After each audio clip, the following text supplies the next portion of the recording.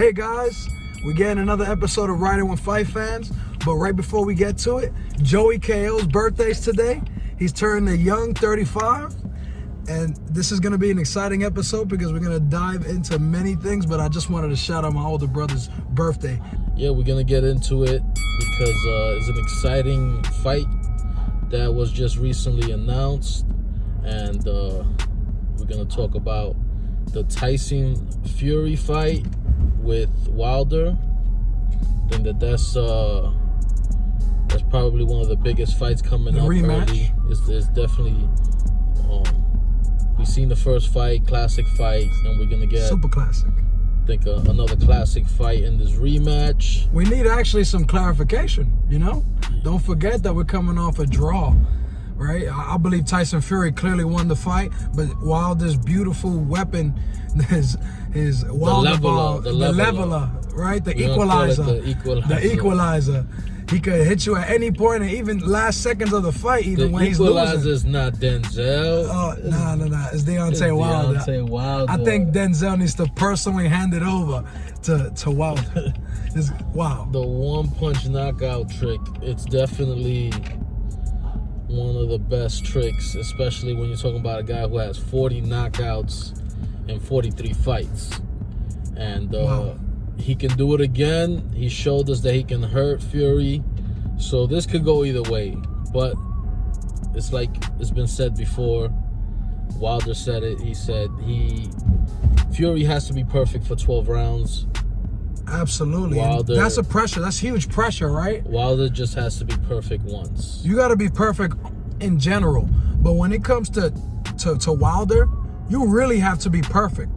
Because with any little mistake, Wilder could crack you with even a barely of a shot and knock you out. He could hit you with a whiskey shot and knock you out.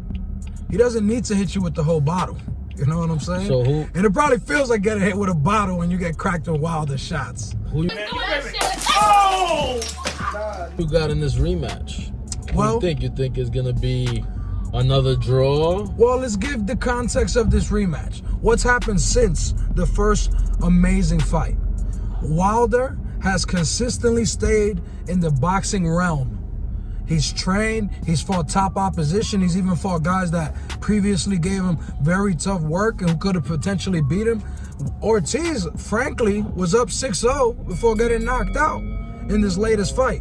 And it was similar in the first fight. So you got to give him credit for that. Who else did he fight? He fought Brazil and completely sent them to Brazil. Sent them to another dimension. I think his soul was in Brazil. Went to Brazil, for real. So we need to understand that on the other end, Tyson Fury has been in the WWE. He's been fighting no names, and these are really guys I can't even remember their names. Can you? I mean, they were there.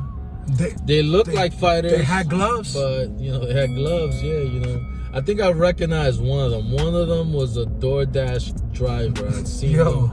Yeah, I tipped him. That's what I swear I checked in the other one at the Marriott. I tipped him pretty good. But, we don't know those guys. Wilder has continued to challenge himself with tough opposition where Fury didn't. So I think that edges for Wilder landing that big shot. And it's not like he did it before, he could do it again. It's not like Wilder's been in some long, tough fights. He knocked out Brazil in 1 second almost, and then fights Ortiz. Doesn't really get hit throughout the fight. He got hit a few times, but he was losing the fight. He was definitely losing the fight. But what I'm talking about is durability, like damage control. He's perfect. Got hit with some good shots, but Tyson Fury probably took more damage. So Tyson Fury took a little bit more damage in his fights, fighting way less opposition. Well, no, he smoked his guys too. No, he definitely no, but he didn't knock him out. Like, I know he knocked out the first guy, but he didn't knock out the second guy and gave him a decent cut that could have extended the fight. So Wilder actually, Tyson Fury has gone through a little bit of adversity, but we're gonna have to see if that's gonna affect his fight, which if he's looking at it like maybe he just needed a couple more tune-up fights to get his skills all ready and prepare for Wilder because he's headstrong on Wilder, then I could totally understand the logic of it. But it will play a role because Wilder's been playing been fighting top opposition. So who do you got? I am definitely gonna go with Tyson Fury. I think Tyson Fury's too skillful. He's going to be a little bit more prepared than he was in the first fight because he already knew Wilder could knock him out. But when you get hit and you're almost in your deathbed, you definitely know. So belief and knowing is completely different things. So now he knows that H-bomb could kill him.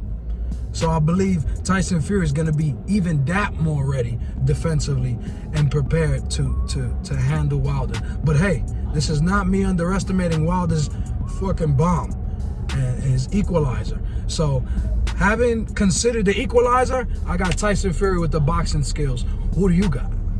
I'm going to go with Wilder. Originally, I was thinking like you. I was going for Tyson Fury. I thought he was going to win the first fight. Now I'm edging towards Wilder landing that shot earlier. And if he lands that shot earlier, I don't think it's going to be an easy recovery. And I think he will finish the fight at that time. He looks a little sharper with his knockouts. Usually he's throwing wild punches to dust the name Wilder. He throws wild punches. Sure, I've never seen a fighter match his name. But he's been shortening up that right hand and straightening it. So last knockout was a straight right hand. The knockout before that was a straight right hand. But we got to consider the straight shots are going to do it in the rematch. I think, you know, those wild shots is hard for him to land. And he landed on Fury.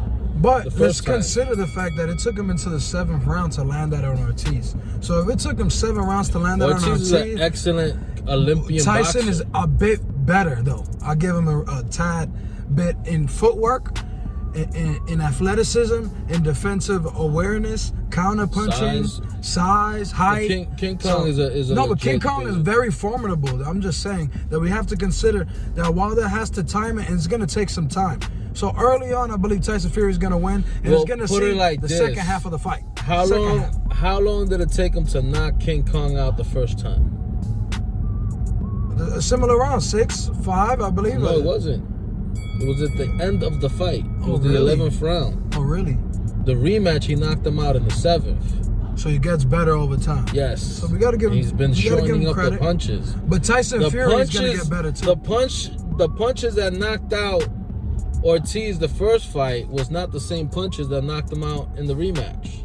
It was a straight right hand. No, absolutely. So I think Wilder's becoming more deadly with the straight shots.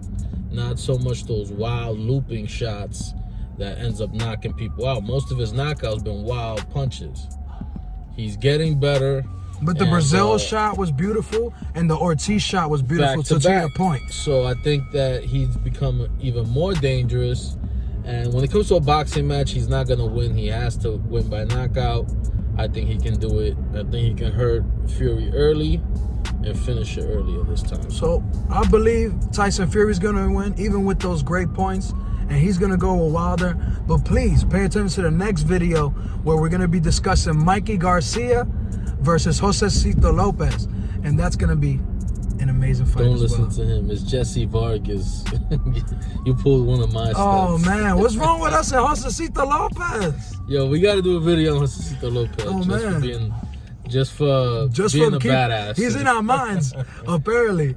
But you guys, pay attention to the next video.